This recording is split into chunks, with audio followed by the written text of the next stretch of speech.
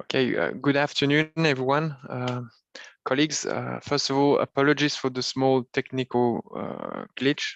We have a few minutes delay, but I hope you're all doing fine and you had a nice cup of coffee to really focus and be with us during this session on business and human rights.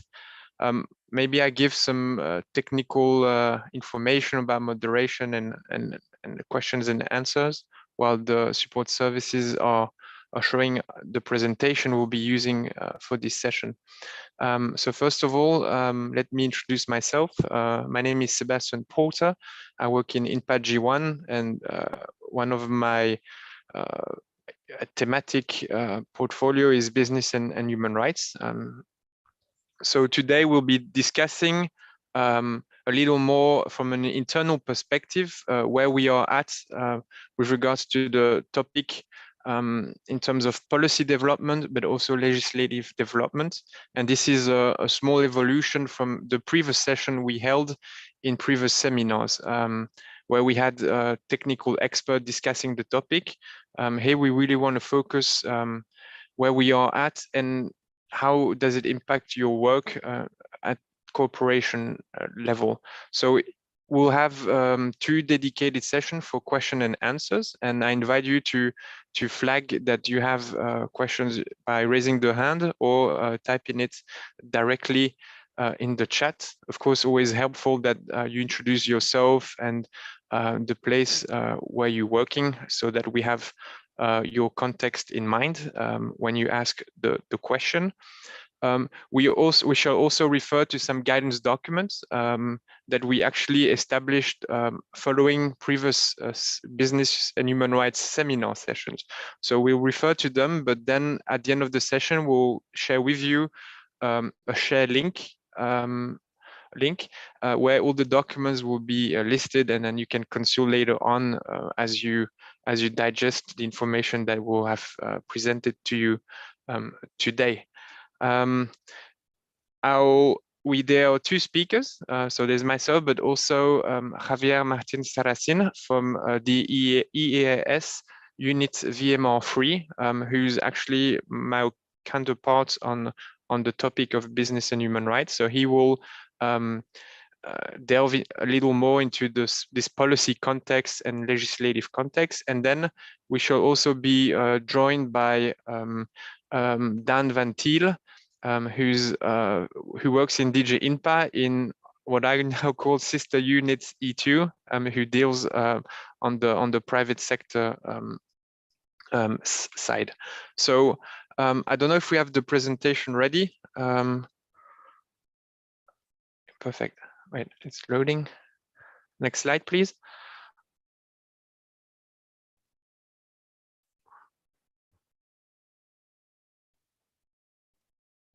Could we have the other slide? Okay, so while colleagues are switching the slides, so first we'll discuss the policy developments, legislative development, followed by a question and answer to discuss what will be the impact of these forthcoming measures in your daily work. And then Dan will come in and discuss the accompanying measures, meaning how do we support the legislation coming forward through our corporation.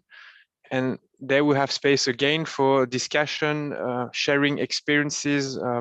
How do you see the topic or the legislation impacting your work at country level? And so without no further ado, I give the floor to Javier to start on the first point, which are policy developments. Yes, thank you, Sebastian, and good afternoon or good morning to everyone who is following. So thank you for your interest on this topic. I would like to, as Sebastian has explained, I will give you an overview of the policy developments on business and human rights, both at the international level and at EU level. So perhaps if we can pass to the next slide, please.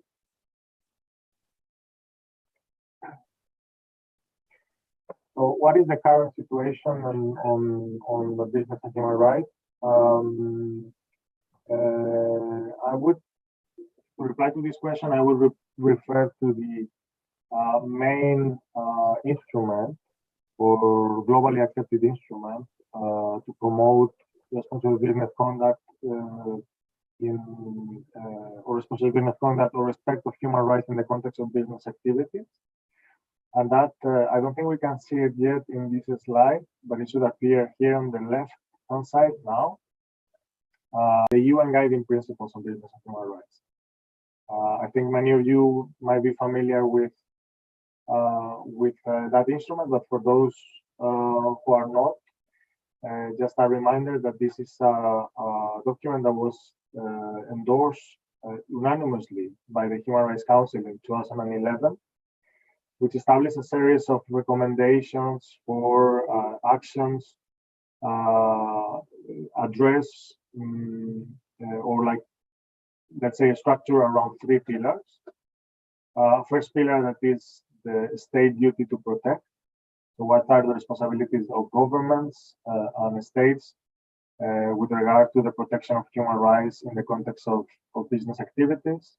A second pillar, which is the corporate responsibility to respect, because this is not only an obligation of the states to ensure respect of human rights, but also an obligation of companies. And this is an important element that we need to keep in mind.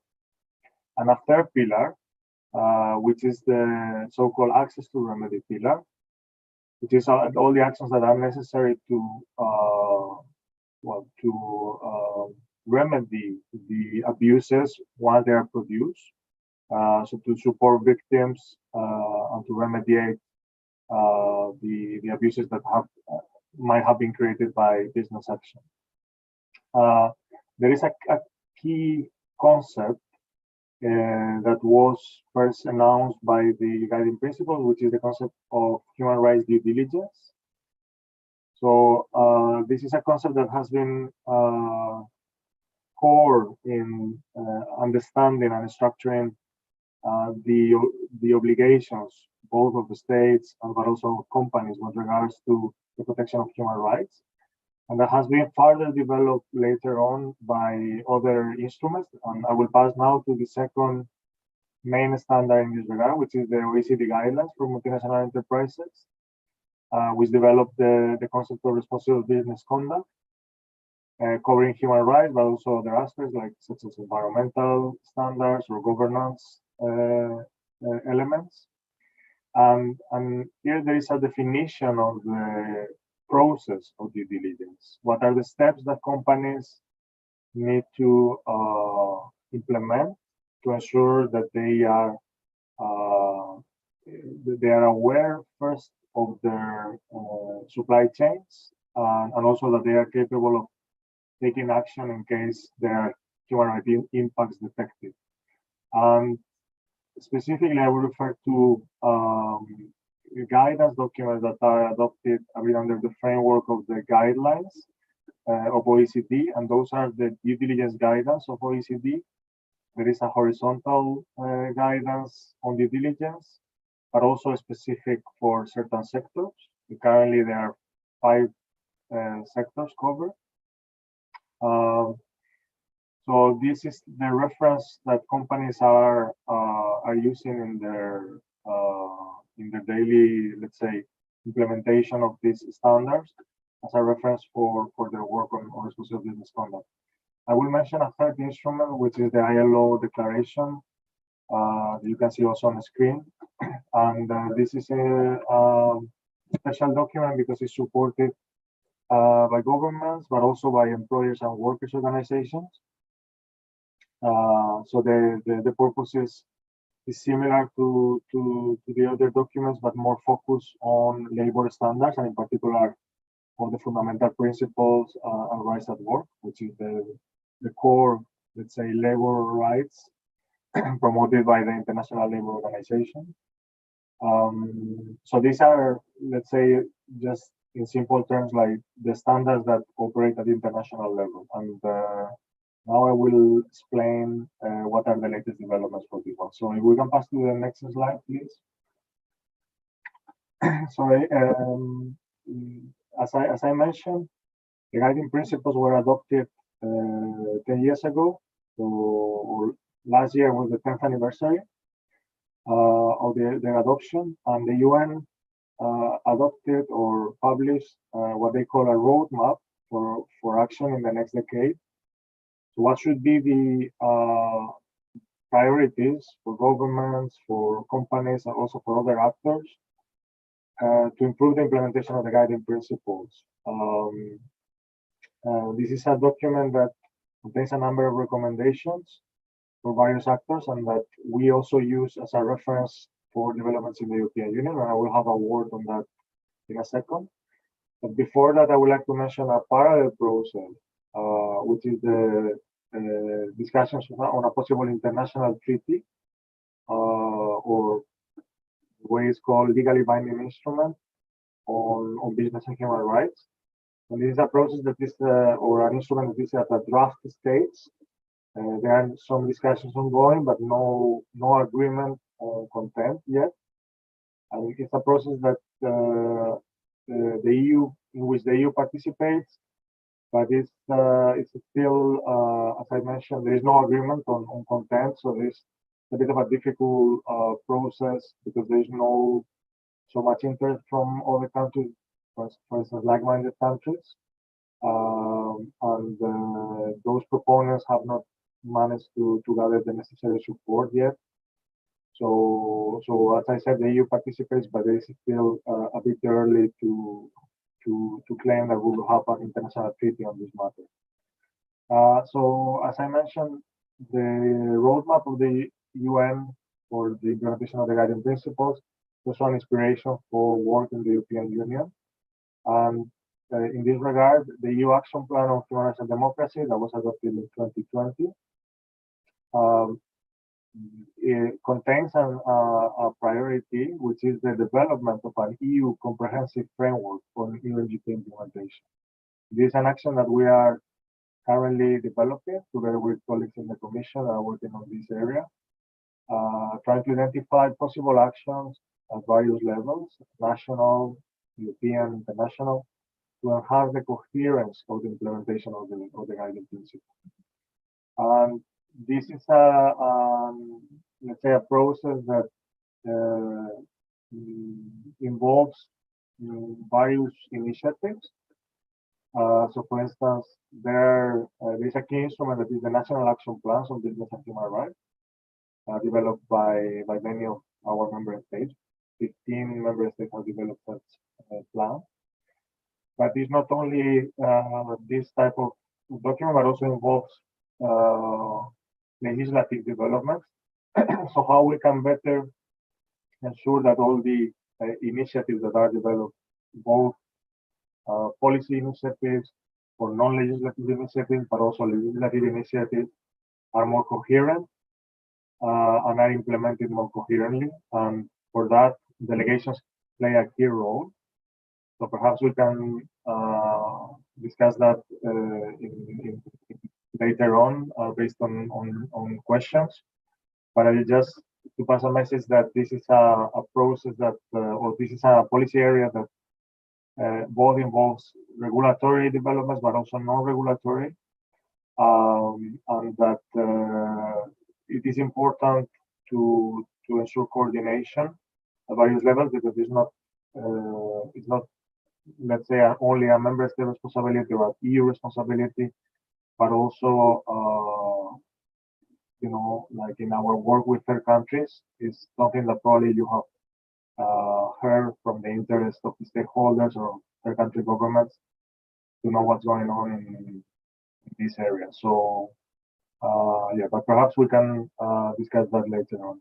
I think now I pass the floor back to Sebastian, because he will start the presentation on the legislative developments, and in particular on the proposal for a directive on due diligence. So back to you, Sebastian. Many thanks, Javier, for the complementary information about what's cooking in Geneva, but also in Brussels, with regards to the policy framework on the issue. Next slide, please. I will start discussing what we call the mother of all laws, maybe a very important piece of legislation, which is the directive on corporate sustainability due diligence. Now, this was adopted on 23rd of February 2022, but it's a commission proposal, so it's on the table, and currently it's being discussed by the European Parliament, but also at council level. And so its final form is not yet settled. This is an holistic piece of legislation. It's important, and I'll explain later, that there are other pieces of legislation that tackle sectoral measures. For example, that bring due diligence at the level of deforestation or conflict minerals, or and so on and so forth. So that's important to keep in mind. This is a high level holistic piece of legislation. Next slide, please. So I will tackle the why. Javier will explain the when, what, and who of the legislation. Now, if you haven't heard about it, welcome to this training. I think this one of the main outcomes is that we want to raise awareness, because it's actually a game changer in how business human rights, at least from an EU perspective, is gaining momentum. Now, in terms of rationale behind the proposal, it's important to recall that we are bound to the Sustainable Development Goals, but also the EU signatory and its member states signatory to the Paris Climate Agreement. So there's really a big push towards sustainable development objective in line with the challenges of the 21st century. And this international framework actually gave an impetus for this commission at the start of its own legislature to set up the Green Deal, and then the various strategies and action plan that decompose the political commitments under the Green Deal. So here you see a few names. I'm pretty sure you're well aware of the EU Action Plan on Human Rights and Democracy, but there are others. And some of these action plans and strategies were actually making a commitment to have a specific EU law on human rights and environmental due diligence. So following this political commitment, the Commission started its research and survey exercise. You see here, there was a lot of response back to the EU Commission about what this law should entail and who should be targeted. And this is not surprising, but it actually reflects the broad perspective that this legislation is actually tackling. So there are many different stakeholders, and a wide range of its scope is quite wide. So in terms of approval, 96% of NGOs were actually in favor of such piece of legislation, but also 68% of businesses. So then there was this momentum that everyone agreed on the need to actually go from voluntary measures, because the guiding principles themselves are voluntary, to a more binding type of regulation. So going from soft law to hard law. Next slide, please. There's also some key principles that actually form or shape the rationale of the Commission to legislate in this area. So I will go through them quite fast, but for example, the culture of no harm, it's basically instilling within companies this new corporate culture of sustainability, and that through legislation, the EU could actually build up a global level playing field, not only for EU businesses, but worldwide. And this is a good reflection, because it's the impact of that the legislation will have, not only on the EU, but also in fostering the same type of sustainable vision with offered partner countries. And I think this relates back well to Koen Doen's opening statement, that not only we have a geopolitical commission, but also that sustainability itself is a comparative advantage for the EU at international level. Another reason was to avoid the fragmentation of the single market and to avoid having member states taking or enacting rules at their own level, because not only this would be let's say ineffective to actually create this global level playing field, but it would actually create legal uncertainty.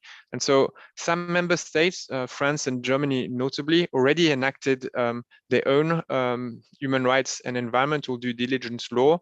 Other member states were also stated the intention to go in that direction. So the legislation, the EU proposal, in a way answers this, let's say, the interest of member states to move forward in that direction. In terms of consistency, I refer to the CSDDD, Corporate Sustainability Due Diligence Directive, as a holistic law, lex generalis. It's important to keep in mind that there are sectoral approaches on batteries, deforestation, conflict minerals, but also with regards to the reporting. So we call it sustainability reporting. It's how companies, but also financial advisors and products have to report on the impact, not only on the environment, but also their social impact. And so this law was a way to bridge or link up these different pieces of legislation together. In terms of legal certainty, I already talked about it, but it's good to keep in mind that businesses themselves were much in favor of having a legislation in this regard, so that leading companies were not suffering in terms of competitiveness, but it was also raising the bar for others to follow up. Transparency is also a key point. One of the reasons is that investors themselves are more and more aware of the impact that their investment can have on the planet and the people. So it's important that they have information back from companies, but it's the same for consumers. And raising consumer awareness on sustainability was also one of the reasons why this legislation made sense. And then the two last points are also important. Proportionality, basically, it's to have a law that is implementable. So of course, it's easier for a large company to abide to this new rule. It's much harder for SMEs. And therefore, the proposal takes into account, let's say, the difficulty or the burden that this legislation would have on them. On collaboration, this is also the idea that a law can, by its legal certainty, can also bring different actors together. For example, business association or specific industries to work together to implement specific tools so that they could conduct due diligence together. So this is not only less costly, but has also more impact. And I think Dan, in the second part of the presentation, will tackle on this idea, because this is where accompanying measures can have a lot of impact. Next slide, please. So quickly, there are many benefits highlighted in the initial studies on the legislation. I won't go through all of them, but just to keep in mind that there's a strong business case, not only to abide to human rights, but also to have a positive impact on the environment. So for citizens, I mean, it's a no-brainer here that respecting human rights have positive impact in terms of rule of law, democracy, but also in prosperity as a whole. For companies, when we talk about a business case, in a way, it answers the question back to their main purpose, which is revenue generation. So when we say that abiding to business human rights help a company attracting better employees, help a company have a better control, understanding of its supply chain, or help a company to actually be more competitive and access finance, then this rings a bell. And I think this is what the survey showed, that companies were interested because there's an economic incentive for them as well. And finally, on partner countries, just to link the idea back to the global level playing field, that this is also an opportunity to engage with third partner countries and actually talk about sustainability through our own commitments, but also talk about sustainability in reference to what Javier said, that we are actually trying to implement global standards. So these are not EU standards, it's an EU law that follows the universal standards that were adopted unanimously. Next slide, please. So in terms of costs, I'll keep it very short. So the focus of the legislation is on large companies because we identified that it will be not that costly for them to implement. Basically, it's 100% of their total revenue. And in comparison for SMEs, this cost is 15 times higher, just for you to understand why there were different approaches according to the size of the company. But the idea was that there could be a due diligence piece of legislation, and that companies actually not only it would not cost them so much, but it would also have a strong medium and long-term benefits. I think next slide, please, and I'll leave it to that to let Javier explain more about the detailed content of the proposal. Yes, thank you, Sebastian. Well, first, as you can see on the screen, just to clarify that the proposed obligation would apply to the entire supply chain. So from the extraction of the raw materials to the delivery to the customer. It's important to keep this in mind then when we explain the details of the proposal. But I think this is an important aspect because the idea is that the legislation will tackle effectively human rights abuses, and that can happen at every stage of the supply chain. And this is why the approach recommended by the international standards that this EU proposal is promoting is to really tackle or to having a full supply chain approach. And I think this is what it was then reflected in the proposal of the Commission.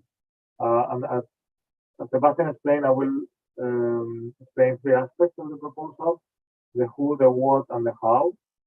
So which companies are within the scope? What are the specific obligations that companies will need to comply with? The how, what would be the means to do so? And also I will add what will happen or what might happen if they don't comply with the obligations. So next slide, please. So on the first aspect, on the scope,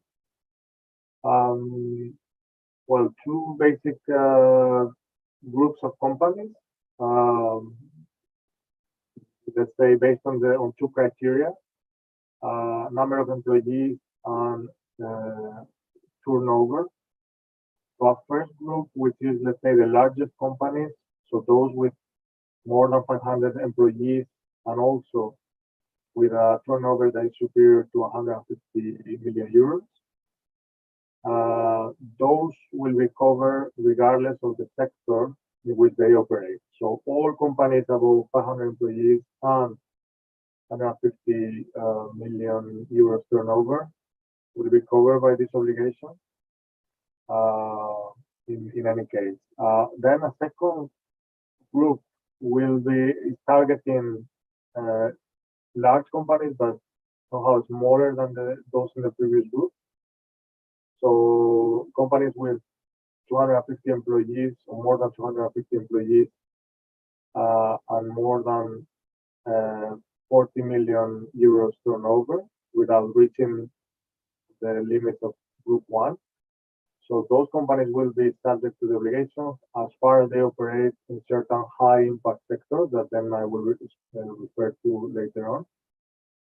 But only the companies operating in those sectors that are identified as those in which human rights abuses are more, let's say, likely, those will be subject to the obligations. And you can see in the screen, this will apply to EU companies, but also to non-EU companies operating in the EU. And then you have on the screen an estimate of the number of companies that are considered to fall under the scope. So a larger number of EU companies than non-EU companies. And then a word on small and medium enterprises. Those are not directly covered by this obligation, but indirectly they will be affected because, as I explained before, the approach that is proposed is a full supply chain approach, which means that some of the companies that are covered by the obligation, so the large companies, will have as suppliers, or within their supply chain, there will be small or medium enterprises that will need to somehow justify or provide information to those large companies covered on what are the sources of their production and what is the level of compliance or with human rights. But as I said, SMEs as such are not covered, but indirectly they are affected. Next slide, please.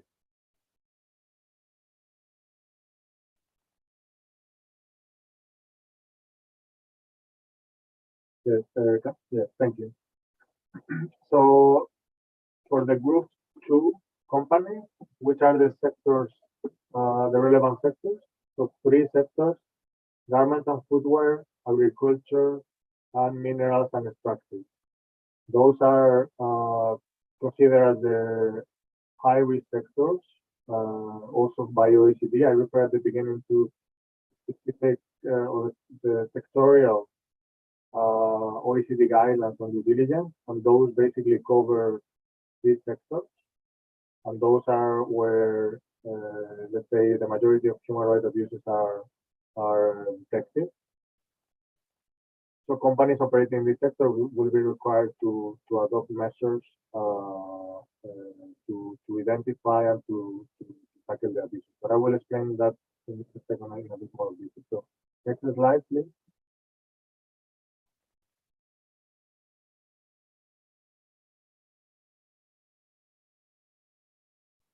So which obligations in particular companies will need to comply with?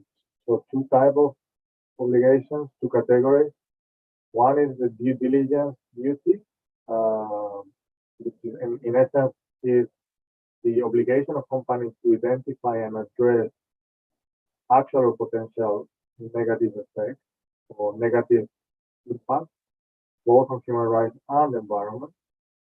And this includes not only the actual or potential impact caused by the companies, the operations of the company itself, but also of those of their subsidiaries and what has been called established business relations. So, as I explained before, in the production of a product, like companies will need to deal with various suppliers, providers, and distributors, like companies fulfilling different functions. And when those relationships are relatively stable and also affect the core business of the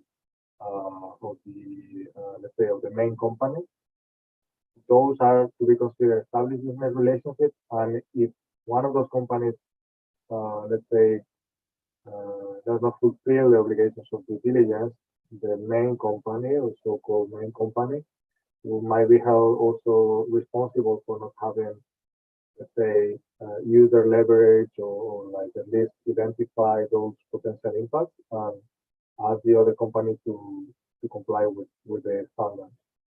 So that's for due diligence. There is another aspect which is duties for directors.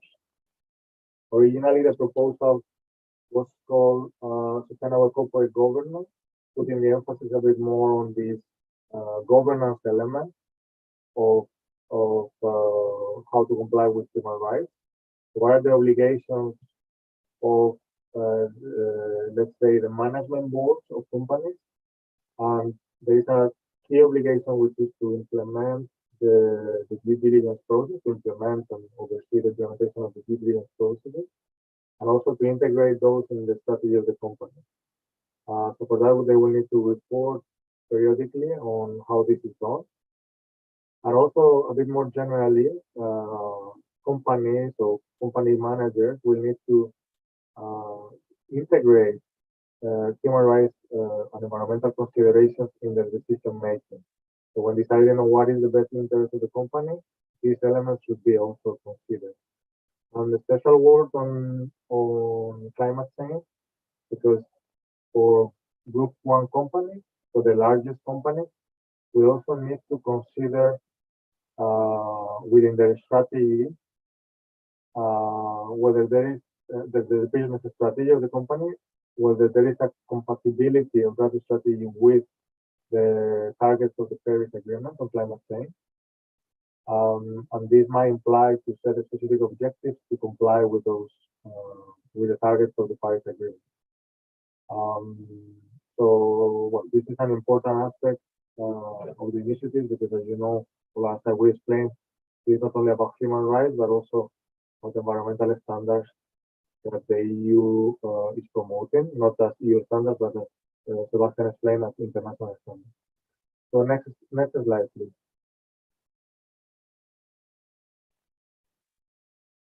So what are the steps that a company needs to comply with, or what does it mean due diligence in practice? So there is an OECD framework for this, which is composed of 5 steps.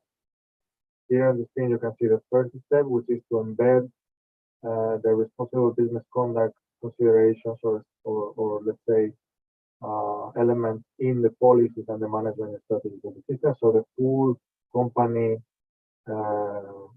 complies with this, not only one department, not only one activity, but across departments in the company. Second step is to the identification of risk. It's properly speaking about due diligence. This is the first step. What are the possible impacts or the actual impacts that the operations or the, let's say, the business relations are causing? Third step, once those impacts are identified, company needs to take steps to stop them or to mitigate them. And also if they are not, they are like potential impacts, they need to take measures to prevent them from happening. Then a fourth step, the company also needs to follow up on the let's say the effectiveness of the measures that are adopted, to track the implementation and the results of the measures. And finally, communication or transparency on how this process is carried out. The final step, number 6, is access to remedy. So companies also, when appropriate, need to cooperate or facilitate access to remedy for the victim. I will, next slide, please. Well, this we more or less cover. Group 1 will apply full due diligence obligation, whereas for the Group 2, it will be focused only on the severe impact. And then just to also for you to consider that there are other related obligations, such as reporting, that are also relevant in this context. But next slide, please. So final element that I wanted to explain is on access to remedy and enforcement. There will be several, let's say, aspects to this. One is the possibility that the proposal introduces to introduce complaints to the company. So the companies need to set up a complaint mechanisms that can be used by affected persons, trade unions, or civil society organizations. Identifying possible impacts of their activities. They will need to be responsive to those claims. And then when it comes to enforcement as such, there are 2 possibilities: public enforcement through administrative supervision or sanctions, and then private enforcement through civil liability. The first case, the public enforcement, it will be an obligation of member states to set up supervisory authorities that might be capable to impose sanctions if company does not comply with the diligence obligations. And also there will be a European network of supervisory authorities which will be in charge of harmonizing standards across different member states. Finally, civil liability, which is an important aspect of this proposal. Companies will be required to put all the means to identify and address human rights impact. When they are not able to do so, they might be held liable in court. So civil liability would be an option, both from their own operations, but also those of their subsidiaries if they have some level of responsibility. And important to keep in mind that it will be for the claimant or that alleged an impact on a human rights violation to prove that the company is responsible for that, for not having taken appropriate measures. So I stop here and I pass the floor back to Sebastian and also for possible questions. Thank you. Thank you, Javier, for the detailed explanation. I think it's a lot of information to unpack, and it was the case for us when the proposal came out, and to try to synthesize this for colleagues. So maybe it's the time to actually take some questions, and also to hear experience on your side. What do you think the impact of this legislation will be in your country? Has the delegation already prepared or not? What do you think will be the main challenges? I think it's a good moment to exchange, also to understand what do you see the challenges will be. So let's take some time for this. I see there's already a question from Ekmel. So I would invite Ekmel to actually take the floor and explain his question. But just before this, Javier, could you just give us an idea of when this legislation might be adopted? So it's a proposal, it's on the table. When do we think it will be adopted? And once you answer, Ekmel, could you state your question, please? Yes, thanks, Sebastian. So for timeline, we cannot be very specific at this stage because we are at an early stage of the discussions in Parliament and Council. This, as you know, the proposal is for a directive. This needs to be adopted in so-called co-legislative procedure. So discussions in Council have started and they are progressing relatively fast. If there was an interest for French presidency that was the case. In Parliament, the situation is a bit different because they have only appointed the rapporteurs very recently. So it's still discussions, or the discussions, the formal discussions have not started on the content. But well, we expect this to happen in the second half of the year, looking towards adoption at some point next year. I think that's what we could say at this stage in terms of timeline. Okay, thank you, Javier. To clarify this, Ekmel, do you want to state your question? Yes, thanks, Sebastian. Good afternoon, colleagues, or good morning, wherever you are. Now, I am a bit of an outsider here because my responsibility actually is civil society.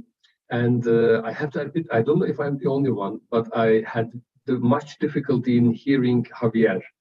I mean, the sound was completely, blocked down somehow. So I might have missed something. Apologies for that. But basically, I am in the delegation in Serbia. And there are two things that I'm looking at. I'm managing civil society program here.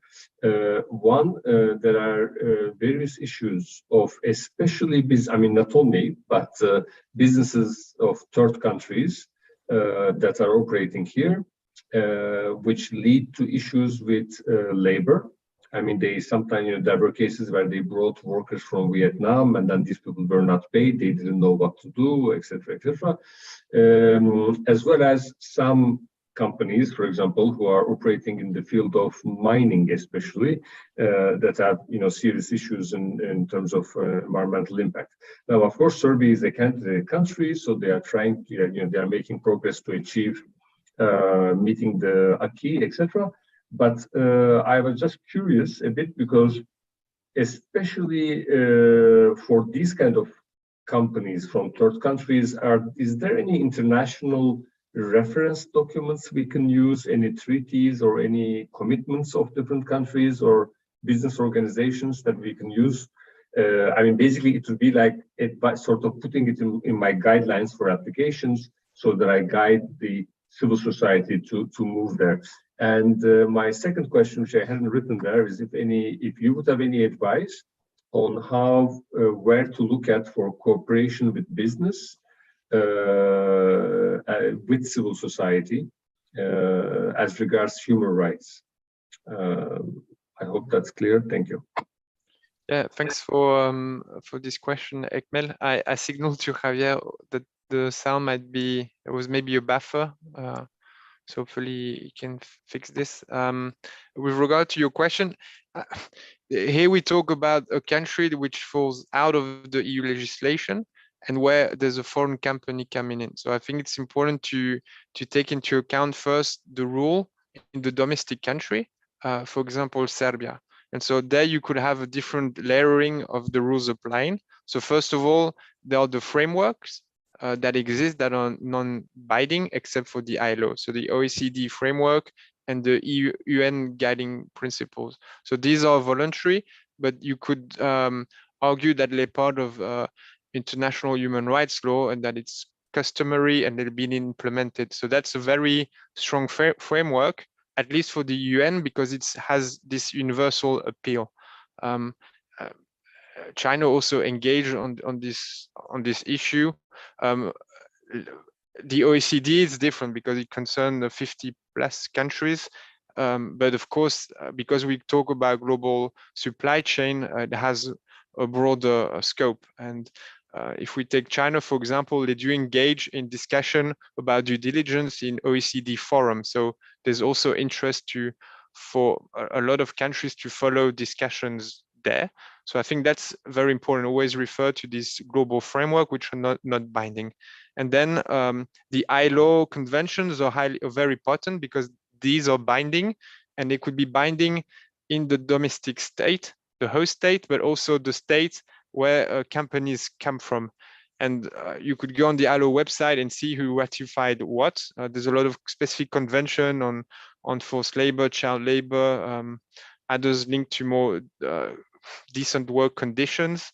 And this is also a very important framework. For example, China just ratified ILO conventions on child labor. So it's not let's say, stalled landscape. It's evolving. And this is also the advantage of business human rights, that you can discuss human rights, but with another mindset. And sometimes it's the right approach with regard to some countries. And then specifically on Serbia, there's also the perspective of EU accession. So then the EU legislation could also impact work of businesses in Serbia. So I think maybe for you, there's an interest. You already referred to the guiding principles, but also the perspective that the EU law will be coming up, and that it touches EU companies, but also non-EU companies that have a turnover in the country. So in a way, you could also refer to this forthcoming legislative framework to actually make the case about these higher level standards that I just mentioned before. So yeah, these are the international commitments you could refer, but you would need a specific analysis to what ILO conventions, for example, Serbia committed itself to. Javier, I don't know if you want to come in on this or you have additional thoughts. Yes, just first, just to check if this you can all hear me better, because I tried to change the entry from my speaker. Can you hear me? I think quality is not the best. I think it's the same. It's the same. Okay, I try. What about this? Can you hear me now? Or do you have the same problem? We hear you, but one has to put the volume up or concentrate very much. Okay. I mean, it sounds like your sound is somehow going through a few barriers and then reaching us. Let me just sorry That's about better. this.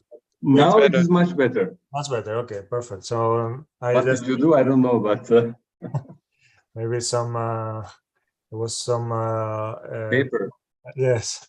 Okay. So apologies for that, and thanks for telling me. I think in reply to your question, Well, I think Sebastian said it all, but just I would like to say, I mean, there's I think one aspect that is important in this file, which is that there is a different responsibility from governments and from companies. So both have a common responsibility, which is to, let's say, ensure the protection of human rights, but somehow we cannot assume that, let's say, if in a country, specific country, does not support or has not ratified specific conventions on both on human rights or labor rights, that exempts a company operating in that country from complying with those international standards. So I think that's important to keep in mind, because of course, if the country has ratified and effectively implements the obligations, that's very positive, or facilitates the work of companies. But companies are responsible anyhow to respect international standards. This is what the UN guiding principles promote. Of course, there is an issue with enforcement that at the moment doesn't exist at the international level, because as I explained, the discussions on a possible international instrument or international treaty are still ongoing. So there is an issue of enforcement.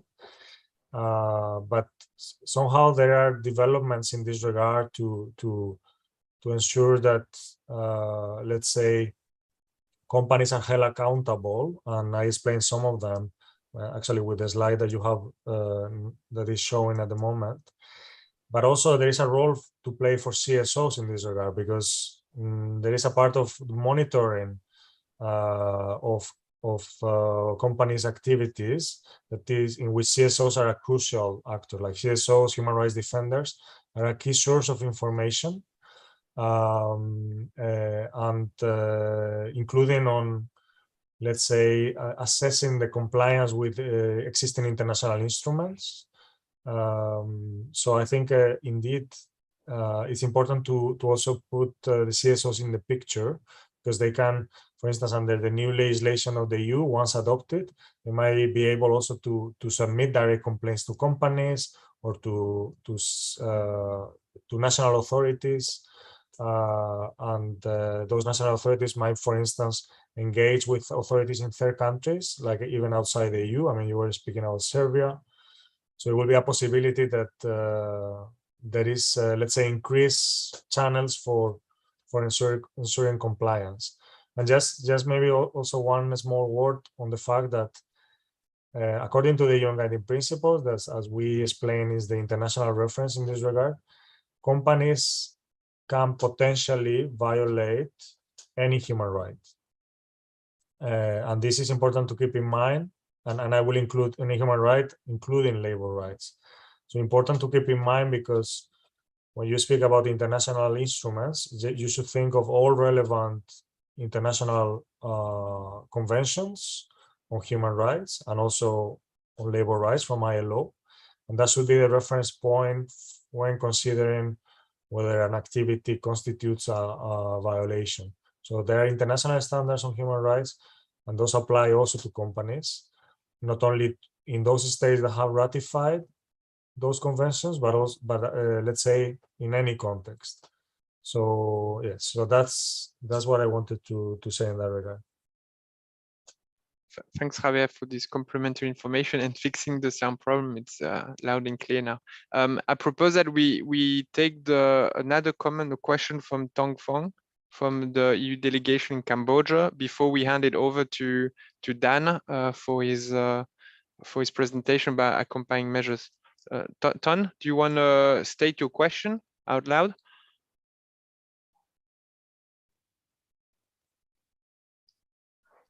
Yes, please. In fact, I do not ask any question. I just give comment.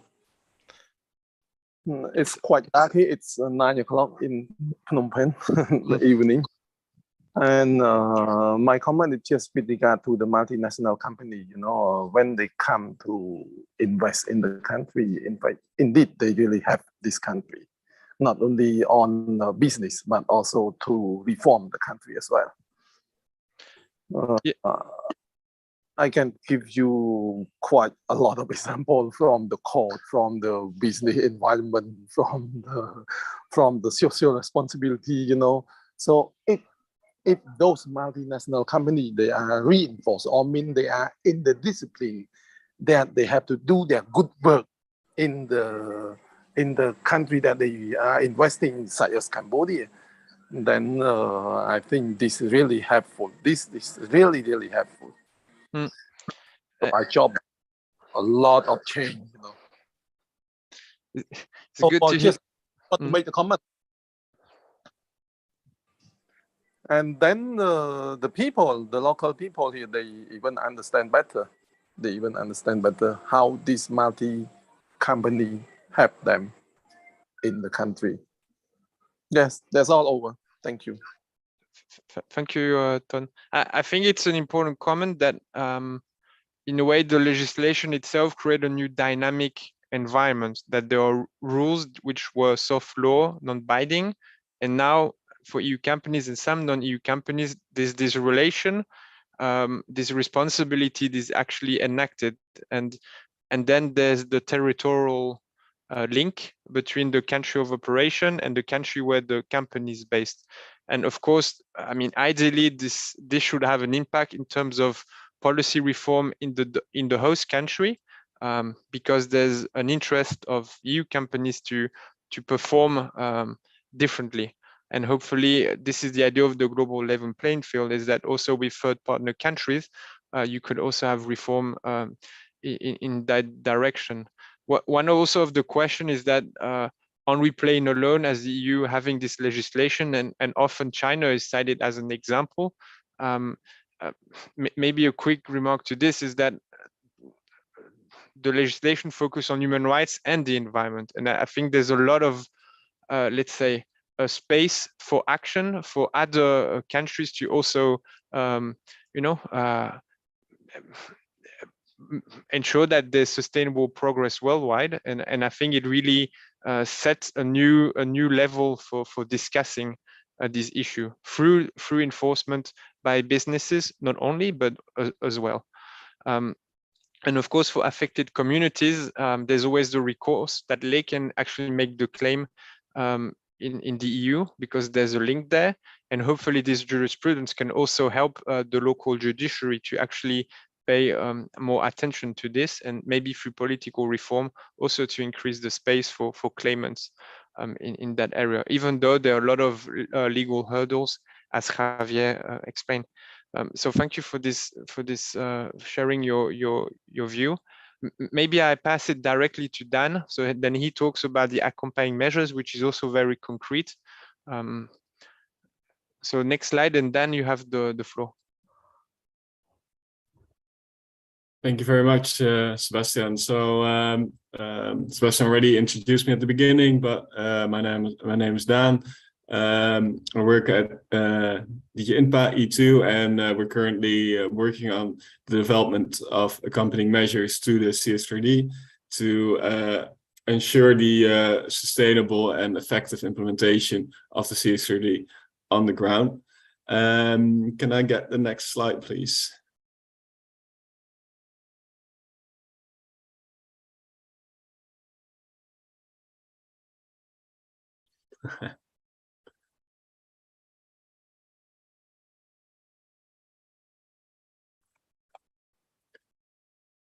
Sebastian, do you know what's going on? Yeah, maybe it was coffee break. I hope maybe I can share my screen and I'll take over. Wait. Okay, next slide is there. And again, next slide then, please. So accompanying measures are actually mentioned in the legal text of the CS3D.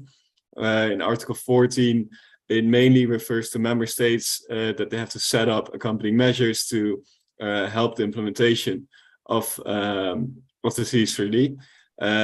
This is targeting both accompanying measures for companies within the EU, but also outside of the EU. But as a commission, we're also working on these accompanying measures, and INTPA is then mainly focusing on companies outside, companies and other stakeholders, I have to say, so also CSOs, governments, business organizations, etc., outside of the European Union, and DG Grow is focusing on business inside of Europe. Next slide, please. So this is just, please, can you show the entire? Yeah, thanks. This is the context of the global supply chain, or in the context of the mandatory human rights and environmental due diligence. As we see in the middle thing, the core supply chain actors, these are the ones that are targeted and actually have to comply with the CS3D, but also where there should be engagement between them. Then there are the rules, policies, and standards. These are the legislative parts, but also the policy dialogues, the regulatory environment, and the trade policy tools. And then there are the support functions, and these also what we sort of do with the accompanying measures. So that's local producer capacity building and empowerment, strengthening of support ecosystems in partner countries, tools for SCM, risk assessment reporting, awareness raising, and also capacitizing the civil society organizations, because those are also key for the enforcement of the CS3D on the ground in the partner countries. Next slide, please. I think it's not finished yet. Yeah, exactly. So yeah.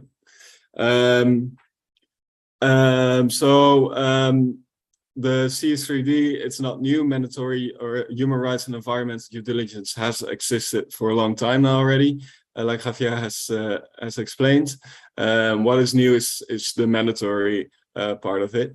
However, we did a planning to see or a mapping of the ongoing activities commission-wide, and we identified 75 ongoing projects already focusing on supply chain sustainability and human rights and environmental due diligence. This is of a budget of over 660 million euros. Next slide, please.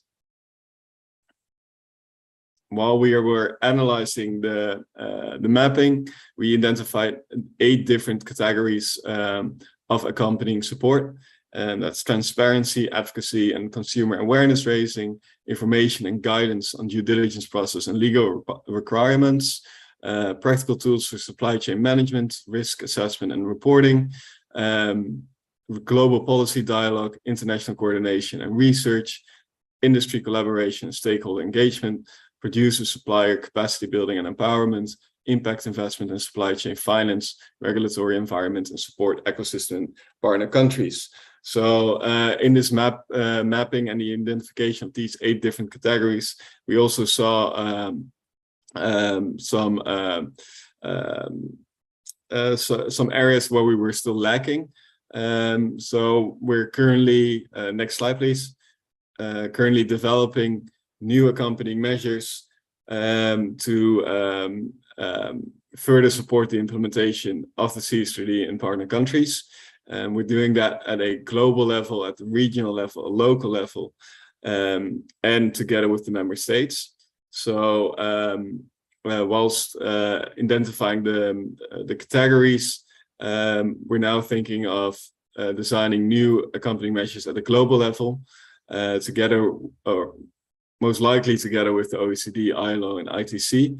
And these global accompanying measures, you should think of on data, but also to sort of see what will be, to assess the impact of the legislation. So we're creating a baseline and benchmarks, but we're also creating alignment tools. So already at a sectoral level, a lot has been done on voluntary initiatives.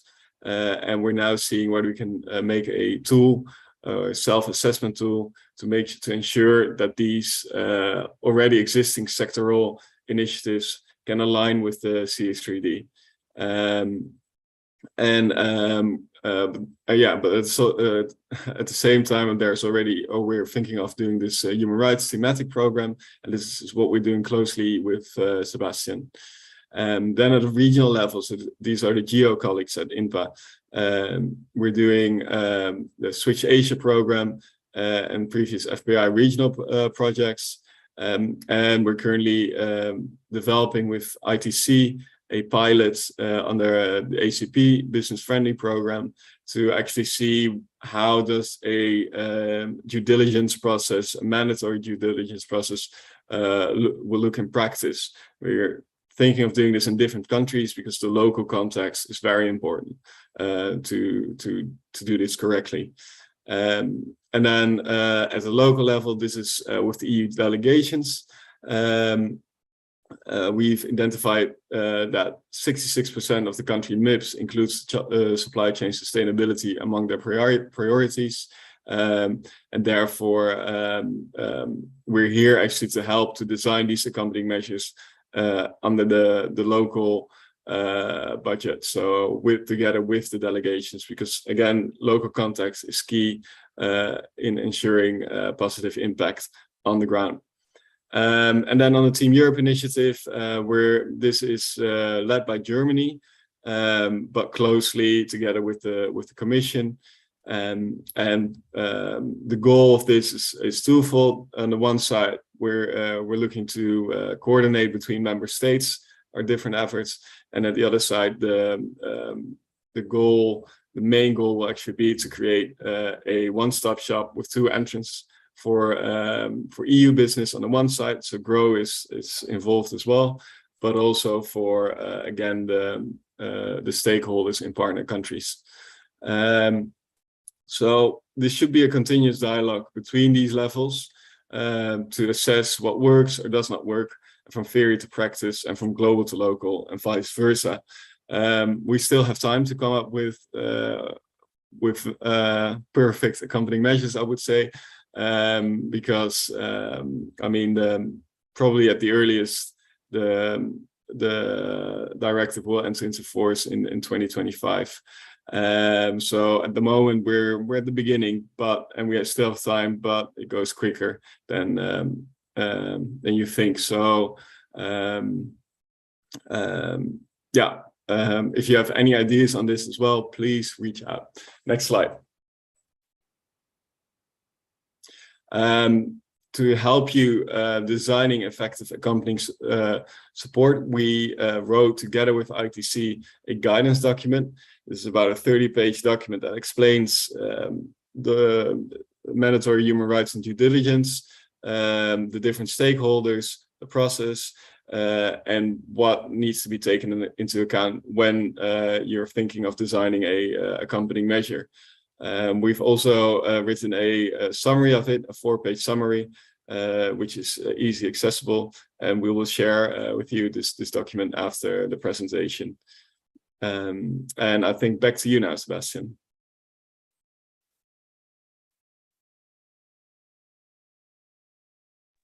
Sorry, I lost my mouse for a second. Thank you for this explanation. I think it's good also to reflect how to translate not only the legislation, but the Team Europe approach at country level. In the first session, we had our colleague Katal from Uganda explaining a little how he did it, and how the EU and member states set up a platform to discuss sustainable business together, and this under the flag of the Team Europe initiative, or Team Europe approach first, and then also how they link up this discussion with local business associations. So it was quite interesting to hear. I don't know if you have similar experience or you have already ideas how this could shape up, but I think it would be helpful not only for us, but also for colleagues. Next slide, please. So quickly, next to the guidance document that Dan explained precisely on the accompanying measures, just a reminder that there's also this toolkit on business human rights, which explain more the topic at strategic level. So our Director General Koen Doens in his opening session referred to breaking the silo. I think this is a topic that requires a holistic approach. with the political section, with the cooperation section, also with the trade section, because there are also a lot of ramifications there. So this toolkit puts this the work of different sections together in perspective, and also align them with the different modalities that are at our disposal. So budget support, grants, blending as well, that's also mentioned in the document. And then also how to manage the interplay of the different type of actors that come around this topic. So whether it's local government, business, EU business, or local business, foreign business in the third partner country, like Don mentioned, and also civil society, very important. There's a lot of leeway for action, and actually in the toolkit we have advice what type of action could you have in your call for proposal as a starter. So it's quite concrete. I'll let you check. There's also a reference document made by the EES to help tackling the topic under the political dialogue. This is also very important. So there's this document exists, and actually I will just put the link in the SharePoint, the link to a SharePoint where all these documents are accessible for you. So I'll send this in the chat. In the meanwhile, yeah, open to questions, feedback, especially on the how do you see the TI or Team Europe approach shaping up at your level. I think it would be interesting to hear, and I have familiar names in the list of participants, so I can always designate someone. I already have a few ideas. Yeah, back to you.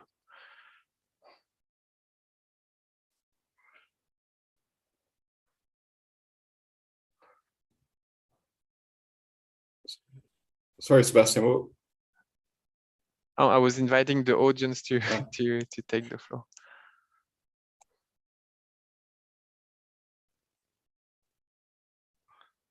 Yeah, maybe, I don't know, Antonio from Côte d'Ivoire, because you work a lot on the coffee, cacao, and it's closely linked to this topic. How is the legislation impacting the work you've been doing in that sector? And how do you envision to communicate back to companies? I think these are also questions that we ask ourselves. How can we also help delegation in their communication, in their outreach to local businesses in anticipation, as Dan said, of the legislation? Yes, Sebastian, thank you for giving me the opportunity to intervene. Indeed, as you know, sustainable cocoa is one of our priority Team Europe initiatives within our programming document.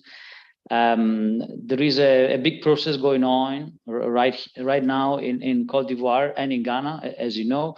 But referring to Côte d'Ivoire, the consultation and process has started with all the stakeholders involved, the state, non-state actors, of course, active participation of CSOs, the private sector, other like-minded donors, mainly the US here in Côte d'Ivoire, and of course our member states. As you know, Côte d'Ivoire is the biggest exporter of cocoa worldwide, and most of the cocoa coming out of Côte d'Ivoire ends up in Europe. So definitely there is a great interest in the new legislation, in the new directive on sustainable due diligence. We will start off tackling this Team Europe initiative this year. There is an imminent call for proposal coming out on specifically supporting the role of civil society organizations in this sector. And of course, other initiatives and projects will follow. So yeah, we are very much looking forward to also your precious guidance in this priority sector that we have here in Cote d'Ivoire. When it comes especially to two aspects are particularly relevant and important: the deforestation. The country's been almost 70% deforested to give place to cocoa production, and of course child labor is still a very widespread, sadly a widespread phenomenon, which is also we are trying to fight together with civil society organizations and of course state institutions. Thank you, Antonio, and apologies for calling you on spot, but I think it's I think you have an experience around this area, and it's important to share back to colleagues. I'm not sure if someone else wants to also take over and share his own perspective, maybe from our side, because it's important to know that the legislation came up during the programming exercise. So of course, more efforts will be required, especially during the second part of the programming exercise, and we expect more focus there. Also for us, it was the case.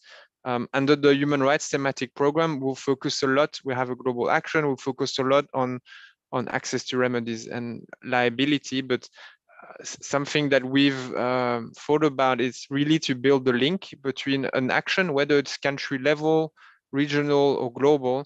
It's really to link it back to the policy discussion, because I think this legislation is still is forthcoming, but it will be implemented in a few years' time. So while we have time, it's also important that we generate lesson learned, that we feed in the policy discussion at country level, but also back in Brussels. So I think this is a component that we put in, that we've put in our action document. I think Dan's unit have done the same at their level. So it's also to bring in the reflection. And for example, one of the activities that could be supported at country level would also be studies, research about specific sectors that are highly prominent in your country. For example, cocoa in Cote d'Ivoire, but it could be something else in another country, and understand the link between that specific supply chain or value chain back to the legislation. So what will be the impact of the legislation in that specific sector? And I think this type of baseline assessment can already help any type of awareness raising activity or multi-stakeholder discussion, if you're slightly more advanced, to really sensitize that the legislation is concrete and will have impacts on how business will be conducted with EU companies, but also in terms of possible litigation cases that might arise in your country back to courts in Europe. So this is just a small lesson learned that we developed on our side. I'm not sure if someone else wants to speak up, or Dan, if you have further insights to share.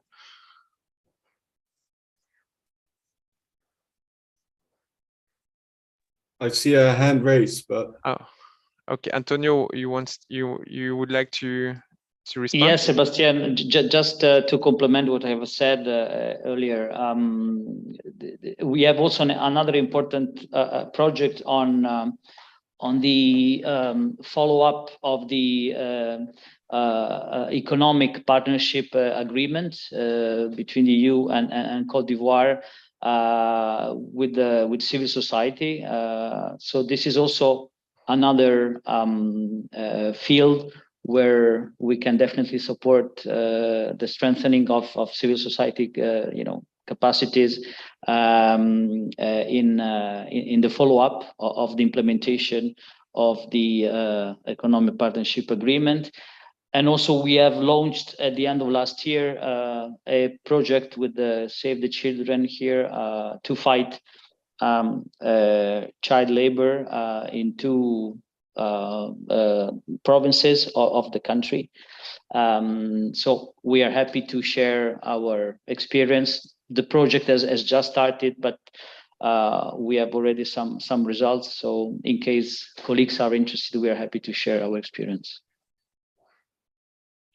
Thank you, Antonio. It's true that the trade aspect, we haven't tackled it in depth, but it's actually very important because there are a lot of moves in terms of, and maybe Javier, he's the expert on this, but there are a lot of the political direction with regards to the trade and sustainable development chapters of FTAs, but also GSP Plus framework. There's a much more space for civil society monitoring, but also in broader terms, the inclusion of responsible business conduct, business and human rights standards in these agreements. And I mean, this is a concerted approach where there will be roadmaps, where everyone will be consulted and you can follow up on progress. As a last case scenario, there might be possible trade measures taking in if there's lack of compliance. This is, I don't think, the first approach, but it's there on the table, and you might want to be aware of the initiative on forced labor, which is also shaping up and is also strongly linked to this legislative proposal. So maybe Javier, you want to detail more, because I think it's a very important component for some countries.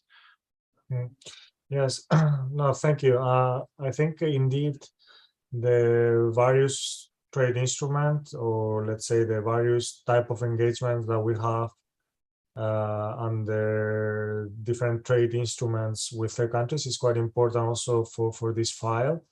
So, I mean, Sebastian referred to I think the two key instruments, GSP, so unilateral preferences with some countries, and also we have FTA, so trade agreements with others.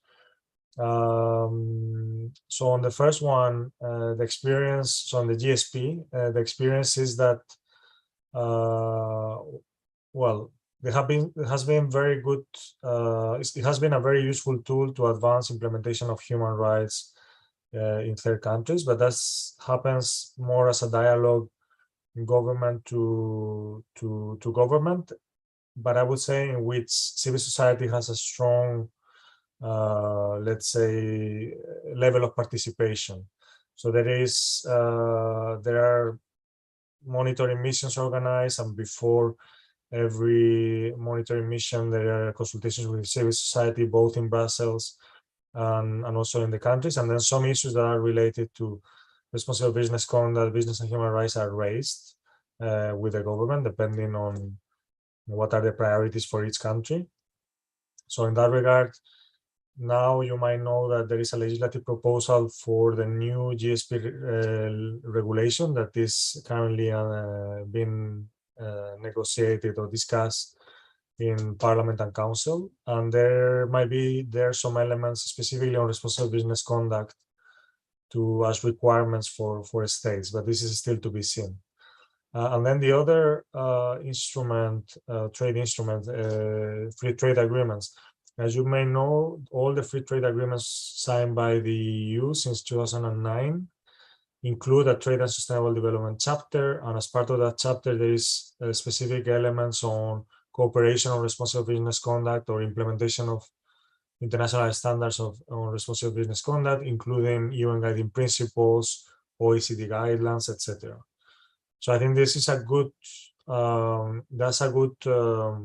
framework to also to promote this agenda, because there are bilateral, well, not only bilateral meetings between countries, but also monitoring groups by civil society, local groups that monitor implementation of the agreement, and there is a discussion of various social partners, etc., with CSOs participate. So those are frameworks that can contribute indeed to push this agenda in bilateral contacts with third countries. So I think for this is important good cooperation with trade sections, because in many cases I understand those will be leading on these processes. So important we have good cooperation with DG Trade here in Brussels on this, but important in delegations also there is good communication on these aspects. Okay, many thanks, Javier, for this quick overview. But I think it's important indeed to remind the the potential of trade. And actually, it's an area where EU has exclusive competence, so it's even more relevant at delegation level. I think we just running out of time, so many thanks for attending. I've put the link of the SharePoint in the chat, and you'll find all the documents we referred to, and hopefully this can help you in your briefings, line to takes, but also your programming. There are ideas in this document, so if you want ready-made solutions for you, please have a look. I think it'll be very helpful. Thanks again for attending. Thanks to Javier and Dan for chipping in. It was helpful. And then I'll close this session. Thank you. Bye. Thank you.